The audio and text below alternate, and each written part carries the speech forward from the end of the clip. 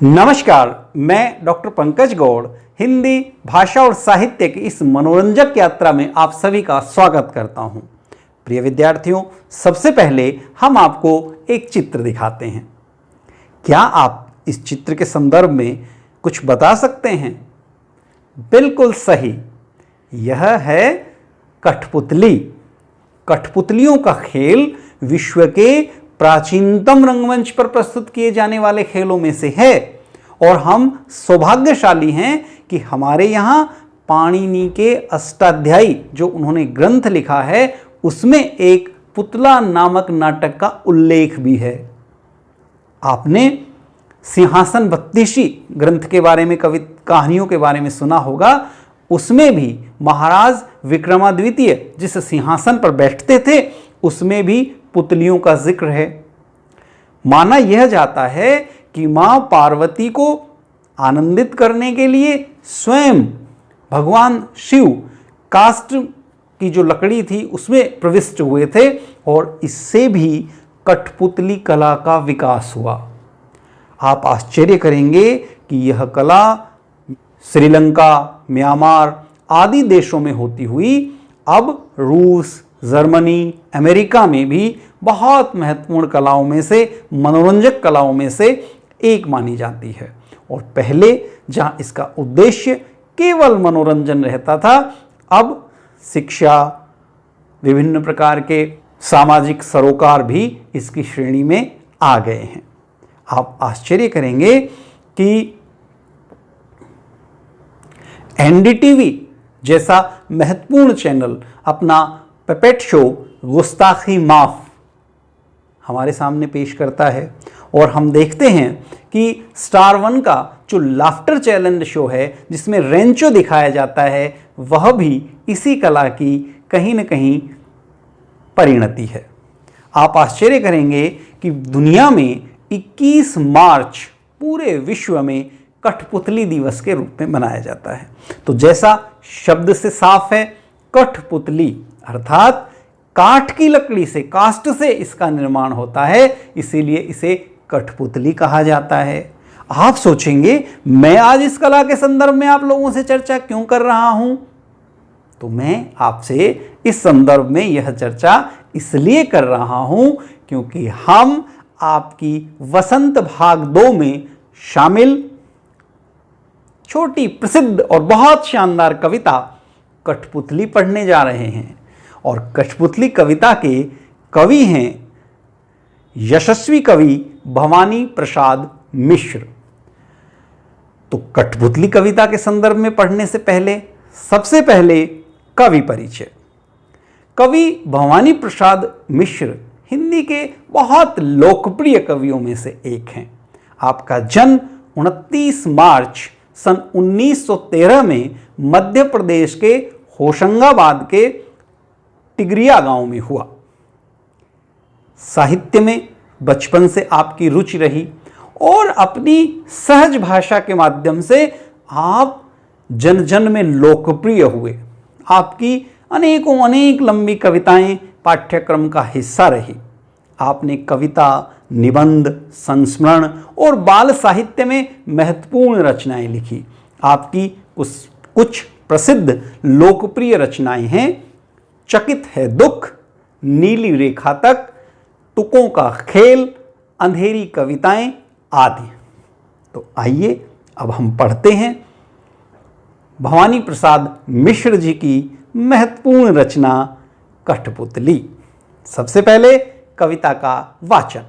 कठपुतली गुस्से से उबली बोली, ये धागे क्यों हैं मेरे पीछे आगे, इन्हें तोड़ दो, मुझे मेरे पाँव पर छोड़ दो। सुनकर बोली और कठपुतलियां कि हाँ बहुत दिन हुए हमें अपने मन के छंद छुए। मगर पहली कठपुतली सोचने लगी, ये कैसी इच्छा मेरे मन में जगी। अब हम इस कविता की व्याख्या करेंगे। आप जानते हैं कि जब कविता की सप्रसंग व्याख्या करनी होती है तो सबसे पहले हम प्रसंग का उल्लेख करेंगे। प्रसंग के अंतर्गत आप बताएंगे कि यह कविता हमारी हिंदी की पाठ्यपुस्तक वसंत भाग 2 में संकलित है। कविता का शीर्षक है कठपुतली और कविता के कवि हैं यशस्वी कवि भवानी प्रसाद मिश्र। तो भवानी प्रसाद मिश्र इस कविता में कठपुतली के माध्यम से स्वतंत्रता के महत्व को बताना चाहते हैं। आप ही की इस पाठ्य पुस्तक में जो प्रथम कविता है शिव मंगल सिंह सुमन जी की, तो उसमें हम देखते हैं कि हम पंछी उन्मुक्त गगन के, जो पक्षी हैं वह भी स्वतंत्रता चाहते हैं। पर उससे भी आगे भवानी प्रसाद मिश्र इस कविता तक पहुंचते पहुंचते निर्जीव वस्तुओं में भी स्वतंत्रता की इच्छा की कल्पना करते हैं। तो कठपुतली के माध्यम से कवि स्वतंत्रता के महत्व को बताते हैं। एक कठपुतली है और जैसा कि आप देख पाते हैं कठपुतली का हर अंग विभिन्न प्रकार के धागों से बंधा होता है। हाथ, पैर, शरीर, सिर सब धागों से बंधा होता है और जो उसे नचाने वाला होता है वह उसकी उंगलियों पर नाचने के लिए बाध्य होती है। वर्षों से ऐसा होता आ रहा है। यह देख करके एक कठपुतली विद्रोह कर देती है। मुझे एक रोचक किस्सा विद्यार्थियों के संदर्भ में याद आ रहा है, मैं सोच रहा हूं आपके साथ साझा कर लूं। एक बार क्या हुआ कि एक विद्यार्थी परीक्षा में असफल हो गया तो उसके पिता ने उसे पीटा। विद्यार्थी ने पूछा, पिताजी क्या आप जब असफल हुए थे तो दादाजी ने आपको भी पीटा था? उन्होंने कहा हाँ। और दादाजी के साथ भी यही हुआ था? उन्होंने कहा हाँ। तो उसने कहा तू ये क्यों पूछ रहा है? तो उसने कहा कि मैं जानना चाहता था हमारे परिवार में ये गुंडागर्दी कब से चली आ रही है।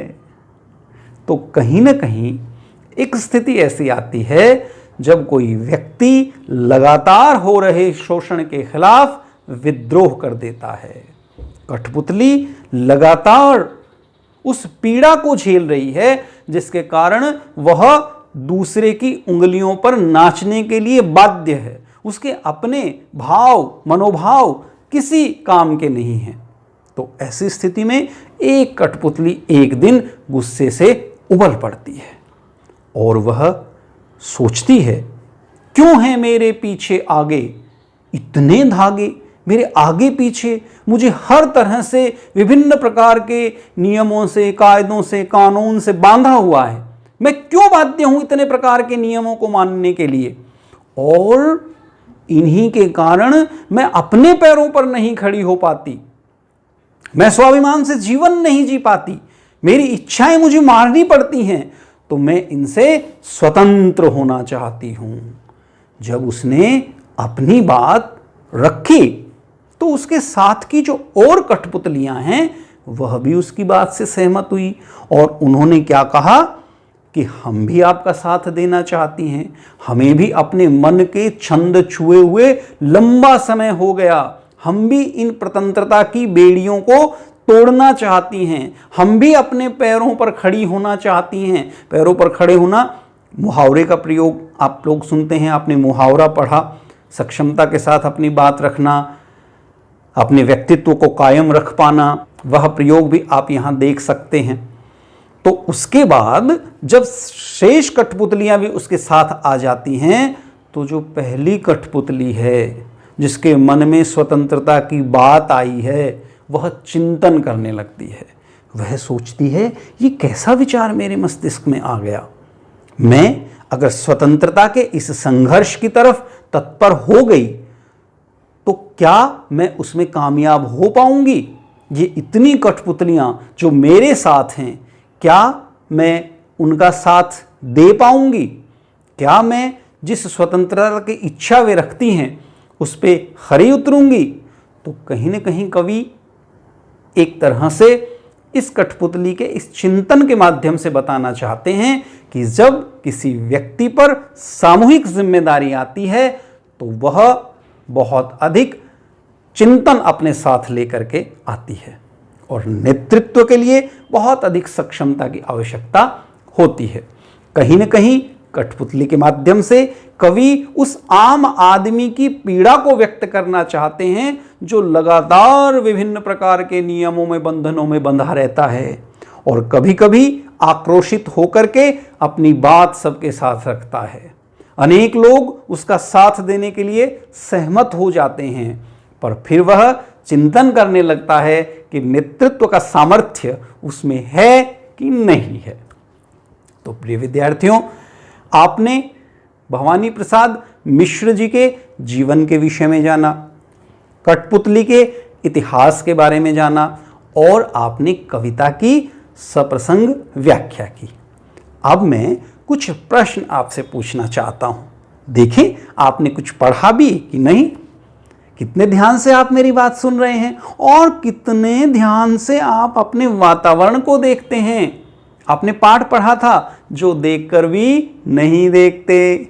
मतलब जहां हम रहते हैं, हेलेन केलर का जो पाठ आपने पढ़ा था, वहां हमें हमेशा अपनी आंखों को खुला रखना चाहिए, अपनी संवेदनाओं को, अपनी इंद्रियों को जागृत रखना चाहिए, ताकि वातावरण के प्रति, समाज में हो रहे चिंतन के प्रति हम लोग जागरूक हो सकें। तो आप मेरे इन प्रश्नों का उत्तर दें।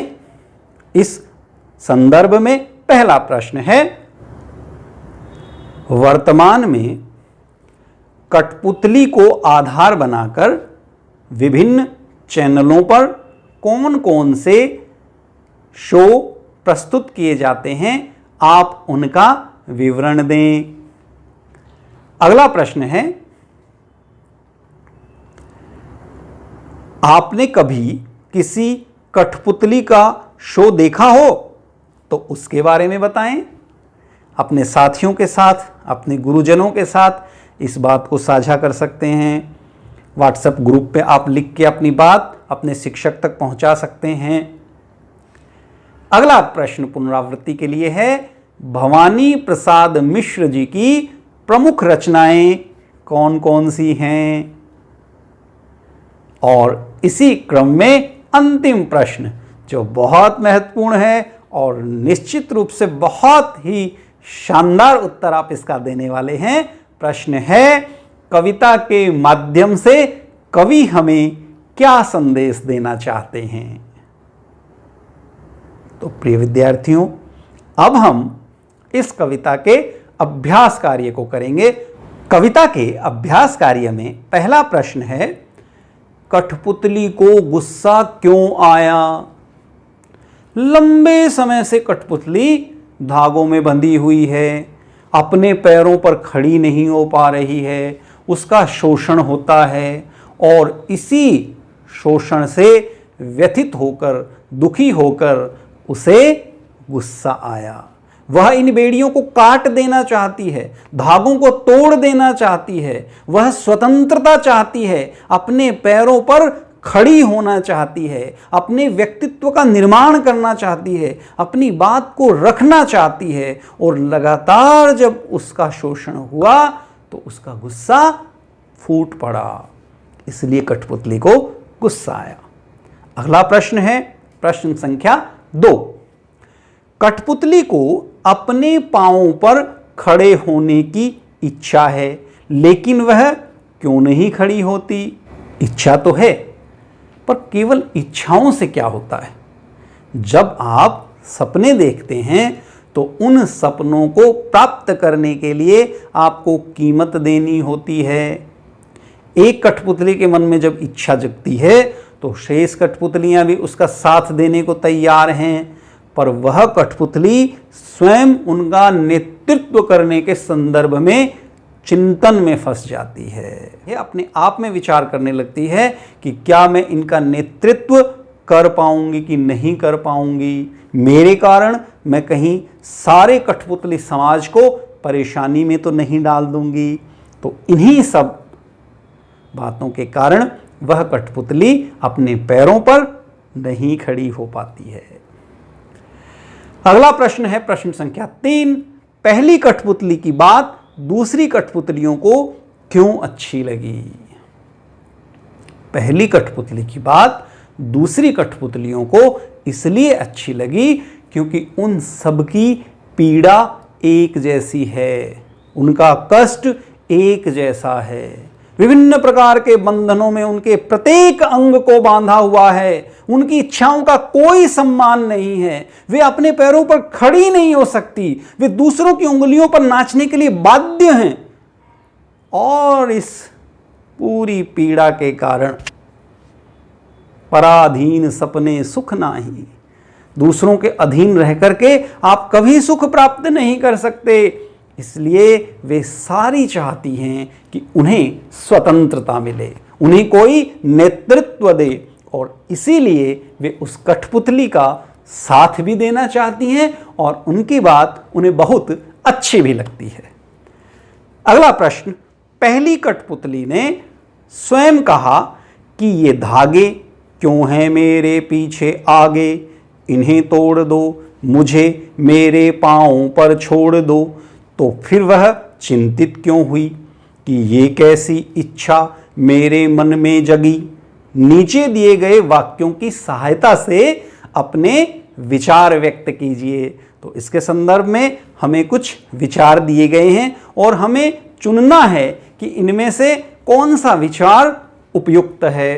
पहला विचार है, उसे दूसरी कठपुतलियों की जिम्मेदारी महसूस होने लगी, उसे शीघ्र स्वतंत्र होने की चिंता होने लगी। वह स्वतंत्रता की इच्छा को साकार करने और स्वतंत्रता को हमेशा बनाए रखने के उपाय सोचने लगी। वह डर गई क्योंकि उसकी उम्र कम थी। तो इसका उत्तर होगा कि पहली कठपुतली के मन में स्वतंत्र होने की भावना प्रबल होती है। वह धागों में बंधी बंधी परेशान हो चुकी है। वह स्वतंत्रता की आवाज उठाती है। सभी कठपुतलियां उसका सहयोग भी करती हैं। पर जब उसे इस बात का एहसास होता है कि कितनी बड़ी जिम्मेदारी उसके ऊपर आ गई है, तो वह सोचने लगती है कि क्या वह इस जिम्मेदारी को निभा पाएगी, क्या वह इस भरोसे पर खरी उतरेगी। इन्हीं बातों की वजह से कठपुतली अपने फैसले के बारे में दोबारा सोचने के लिए मजबूर हुई। अब हम उन प्रश्नों को हल करेंगे जो कविता से आगे शीर्षक के अंतर्गत हमारी इस पुस्तक में शामिल किए गए हैं। तो इस संदर्भ में पहला प्रश्न है जो आपकी कल्पना शक्ति के विकास के लिए महत्वपूर्ण सिद्ध होगा। बहुत दिन हुए हमें अपने मन के छंद छुए। इस पंक्ति का अर्थ और क्या हो सकता है? नीचे दिए हुए वाक्यों की सहायता से सोचिए और अर्थ लिखिए। तो इस संदर्भ में हमें बताया गया है, बहुत दिन हो गए मन में कोई उमंग नहीं आई। बहुत दिन हो गए मन के भीतर कविता सी कोई बात नहीं उठी जिसे छंद हो, लय हो। बहुत दिन हो गए गाने गुनगुनाने का मन नहीं हुआ। बहुत दिन हो गए मन का दुख दूर नहीं हुआ और न मन में खुशी आई। तो इसका अर्थ होगा, बहुत दिन हुए अपने मन के छंद छुए, मतलब कि हम बहुत दिनों से हमारा जो दुख है वो दूर नहीं हुआ, हमारे मन में खुशी नहीं आई। हम लगातार प्रतंत्र रही हैं और इस प्रतंत्रता के कारण हम मानसिक रूप से भी बहुत अधिक पीड़ित हैं। हमारा मन की उमंगें समाप्त हो चुकी हैं। अब हम स्वतंत्रता चाहती हैं और इसी को इन पंक्तियों के माध्यम से वे व्यक्त करती हैं। अगला प्रश्न है प्रश्न संख्या 2। नीचे 2 स्वतंत्रता आंदोलनों के वर्ष दिए गए हैं। इन दोनों आंदोलनों के 2-2 स्वतंत्रता सेनानियों के नाम लिखिए। तो इसमें सन 1857 और सन 1942। तो 1857 के जो स्वतंत्रता सेनानी हैं उनमें हैं महारानी लक्ष्मीबाई, आपने कविता के माध्यम से पढ़ा। मुंदेले हर बोलों के मुंह हमने सुनी कहानी थी, खूब लड़ी मर्दानी वह तो झांसी वाली रानी थी। और मंगल पांडे सन 1942 का जो स्वतंत्रता के लिए संघर्ष हुआ, उसमें जो महत्वपूर्ण हमारे स्वतंत्रता सेनानी हैं वे हैं महात्मा गांधी और लौह पुरुष सरदार वल्लभ भाई पटेल। इसके बाद आप अनुमान और कल्पना के आधार पर जो प्रश्न आपसे पूछे गए हैं उनके उत्तर देंगे। इस क्रम में पहला प्रश्न है, स्वतंत्र होने की लड़ाई कठपुतलियों ने कैसे लड़ी होगी और स्वतंत्र होने के बाद स्वावलंबी होने के लिए क्या क्या प्रयत्न किए होंगे। यदि उन्हें फिर से धागे में बांधकर नचाने के प्रयास हुए होंगे तब उन्होंने अपनी रक्षा किस तरह के उपायों से की होगी। देखिए, यदि इस प्रश्न का उत्तर हम देना चाहें तो इसका संभावित उत्तर हो सकता है कि स्वतंत्रता की लड़ाई जो सभी कठपुतलियों ने आपस में मिलकर लड़ी होगी, उसमें सफलता के बाद वे स्वतंत्रता के अभिशाप को समझ गई होंगी। उन्होंने उन सभी विषयों पर विचार किया होगा जिनके कारण वे अब तक स्वतंत्र रही। उन्होंने स्वतंत्रता के बाद स्वावलंबी बनने के लिए काफ़ी संघर्ष किया होगा। खाने पीने की व्यवस्थाएं, जीवन यापन की व्यवस्थाएं पूरा करने के लिए उन्होंने बहुत अधिक परिश्रम किया होगा। और सबसे बड़ी बात, एक बार स्वतंत्रता का स्वाद चख लेने के उपरांत कोई स्वतंत्र नहीं रहना चाहता, चाहे उसके लिए प्राणों की बलि देना पड़े। जैसे ही किसी ने उन्हें पुनः धागों में बांधने का प्रयास किया होगा, उन्होंने पुरजोर इस चीज़ का विरोध किया होगा, मिलकर के विरोध किया होगा और अपनी आज़ादी को कायम रखा होगा। अब हम बात करेंगे भाषा की बात। तो भाषा आप समझते हैं बहुत ही महत्वपूर्ण है। भाषा के माध्यम से ही अभिव्यक्ति हो पाती है। तो इस संदर्भ में पहला प्रश्न है, कई बार जब दो शब्द आपस में जुड़ते हैं तो उनके मूल रूप में परिवर्तन हो जाता है। कठपुतली शब्द में भी इस प्रकार का सामान्य परिवर्तन हुआ है। जब काठ और पुतली दो शब्द एक साथ हुए, कठपुतली शब्द बना और इससे बोलने में सरलता आ गई। इस प्रकार के कुछ शब्द बनाइए, जैसे काठ, कठ से बना कठगुलाब, कठफोड़ा। तो इसका उत्तर आप इस प्रकार देंगे, जैसे हाथ और करघा, हथकरघा। जैसे हाथ और कड़ी, हथकड़ी। जैसे सोन और परी, सोनपरी। जैसे मिट्टी और कोड़, मटकोड़, मटमैला। इस प्रकार के शब्द कुछ और भी हैं, जैसे हाथ और गोला, हथगोला। सोन और जूही, सोनजूही। अगला प्रश्न इस संदर्भ में है, कविता की भाषा में लय या तालमेल बनाने के लिए प्रचलित शब्दों और वाक्यों में बदलाव होता है, जैसे आगे पीछे। अधिक प्रचलित शब्दों की जोड़ी है, लेकिन कविता में पीछे आगे का प्रयोग हुआ है। यहाँ आगे का बोली ये धागे से ध्वनि का तालमेल है। इस प्रकार के शब्दों की जोड़ियों में आप भी परिवर्तन कीजिए। दुबला पतला, इधर उधर, ऊपर नीचे, दाएं बाएं, गोरा काला, लाल पीला आदि आदि। तो इसका उत्तर आप कैसे देंगे? पतला दुबला, इधर उधर, नीचे ऊपर, काला गोरा, बाएं दाएं, उधर इधर आदि। तो इस प्रकार आपने इस पूरी कविता की सप्रसंग व्याख्या की, कठपुतली के इतिहास के बारे में जाना, कवि भवानी प्रसाद मिश्र जी के संदर्भ में जाना, कविता के अभ्यास प्रश्नोत्तर हल किए और भाषा की बात की। प्रिय विद्यार्थियों, अब मैं आपको पुनरावृत्ति हेतु कुछ प्रश्न देना चाहूँगा। आप इन प्रश्नों पर गंभीरता के साथ विचार करें। प्रिय विद्यार्थियों, पुनरावृत्ति हेतु अब आप निम्न प्रश्नों के उत्तर दें। कठपुतली कविता के रचयिता कौन हैं? मैथिली शरण गुप्त, भवानी प्रसाद मिश्र, सुमित्रानंदन पंत, सुभद्रा कुमारी चौहान। तो इसका उत्तर होगा भवानी प्रसाद मिश्र। कठपुतली को किस बात का दुख था?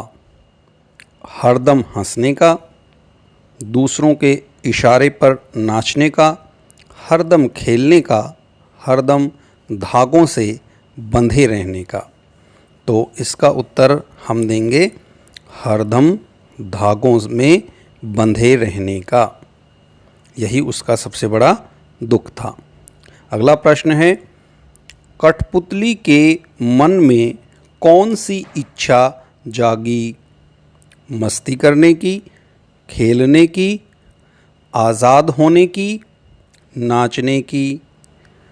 तो कठपुतली के मन में अपने धागों से आज़ाद होने की इच्छा जागृत हुई।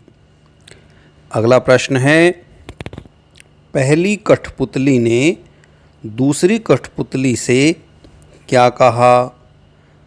स्वतंत्र होने के लिए, अपने पैरों पर खड़े होने के लिए, बंधन मुक्त होने के लिए, उपर्युक्त सभी। तो ये सभी बातें कठपुतली ने दूसरी कठपुतलियों से कही। कठपुतलियों को किनसे परेशानी थी? गुस्से से, घावों से, धागों से, उपर्युक्त सभी। तो कठपुतलियों को धागों से परेशानी थी। अगला प्रश्न है, कठपुतली ने अपनी इच्छा किस प्रकार प्रकट की?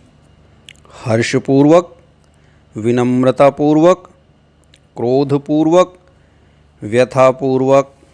तो कठपुतली ने क्रोधपूर्वक, गुस्से से अपनी इच्छा प्रकट की।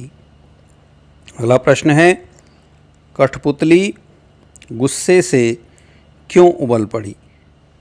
वह आज़ाद होना चाहती थी, वह खेलना चाहती थी, वह भोजन चाहती थी, उपर्युक्त सभी। तो वह आज़ाद होना चाहती थी। पाँवों को छोड़ देने का अर्थ है सहारा देना, स्वतंत्र कर देना, आश्रयहीन कर देना, पैरों से सहारा हटा देना। तो इसका अर्थ होगा स्वतंत्र कर देना। कठपुतली का जीवन कैसा था? आनंददायक, मुक्तिदायक, दूसरों के हाथों में, उपर्युक्त सभी। तो दूसरों के हाथों में था। कठपुतली को किनसे परेशानी थी? धागों से, गुस्से से, नाच गाने से, इनमें से कोई नहीं। तो कठपुतली को धागों से परेशानी थी क्योंकि वह उसकी स्वतंत्रता के सूचक थे, उसकी स्वतंत्रता में बाधक थे। तो निश्चित रूप से यह प्रश्न आपकी पुनरावृत्ति के लिए उपयोगी रहे होंगे।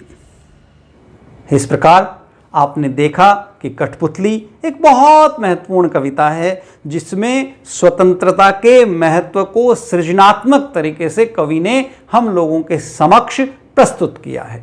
हमें किसी के हाथ की कठपुतली नहीं बनना है। कठपुतली के माध्यम से कवि लगातार उन लोगों पर आक्षेप करते हैं जो आपको विभिन्न प्रकार के स्वतंत्रता के बंधनों में बांधकर अपना हित साधना चाहते हैं। कवि कहना चाहते हैं कि चाहे कैसी भी परिस्थितियां हों, चाहे हम कितने भी असक्षम हों, चाहे हम कितने भी कमजोर हों, पर हमेशा हमें अपनी स्वतंत्रता की रक्षा करनी चाहिए, अपने पैरों पर खुद खड़ा होना चाहिए। आप देखते हैं कि कैसे साधारण शब्दों के माध्यम से कवि ने इस कविता के माध्यम में असाधारण प्रभाव पैदा किया है। अतः आप भवानी प्रसाद मिश्र जी की इस कविता को कंठस्थ करें। कविता के भाषा संबंधित विचारों को आत्मसात करें। कविता के अभ्यास कार्य को अपनी उत्तर पुस्तिका में लिख लें। इससे आपकी कल्पना शक्ति का विकास होगा, भाषा समृद्ध होगी, लयात्मकता के बारे में आप जानेंगे और आप समझेंगे कि किस प्रकार कविता के माध्यम से अपने भावों को व्यक्त किया जा सकता है। आशा है आपकी आज की यह कक्षा बहुत ही सार्थक रही होगी। धन्यवाद।